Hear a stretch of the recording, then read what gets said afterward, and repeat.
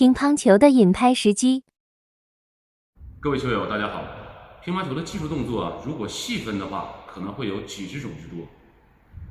每一种技术动作应该选择不同的引拍时机。这节课呢，以我的经验给大家讲解一下，不同的动作应该选择什么样的引拍时机。乒乓球的击球时间大概可以分为3个时间段，一个是上升期、高点期、下降期。那么它还会影响到我们的引拍时机，也就是说，如果你想上升期击球，那么你需要引拍早一点；反之呢，如果你想下降期击球，你可以引拍稍微晚一点。接下来呢，在讲解引拍的时候或者是引拍时机的时候，先要说一说我们不同的技术动作应该选择什么样的击球时间。一般来说呢，小动作或者是借力的动作，我们选择的是上升期。我们想主动发力的时候，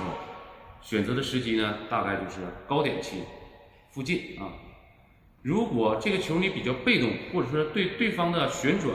落点判断不够准确，也可能是你身体或者说你的步伐没有到位的时候，这个时候我们选择的是下降期击球。击球时间越早，我们越可以借上球的力量。那么击球时间越晚，我们对球的判断和对球的理解可能越准确。那么引拍的时机呢，是要通过我们不断的训练，逐渐熟悉球的飞行轨迹、球的旋转，包括我们采用什么样的动作，往哪个方向发力，还是往哪个方向去借力等等，这一系列因素都有关系。我们在日常的训练当中，主要是以对方击打过来的球落到本方球台之后这个时间段作为一个参考点，也就是说，球落到台子的同时，我们完成引拍。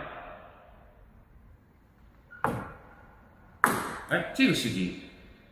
是高点期击球的最佳时机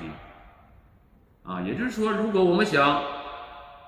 把握好这个引拍时机，我想高点期击球，那么球落到台子的同时，你正好完成引拍，这就是一个好的引拍时机。那么这种球呢，主要是运用于机会球一般高点，我们想主动发力的时候，可以采用在高点期进行击球。那么如果上升期的球，就需要球落到球台之前，你就要完成引拍比如说正手对攻、反手对拨、反手撕、正手快拉、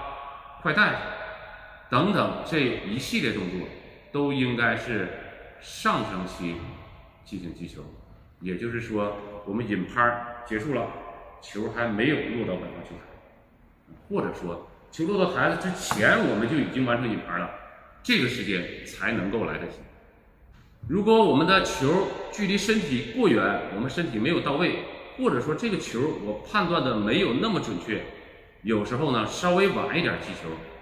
会更容易判断球的轨迹，包括球的旋转、球的弧线，能够提高我们的命中率。这时候呢，我们一般采用下降期击球，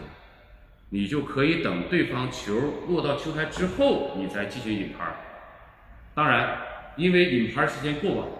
这个球的威胁也会相应的减小。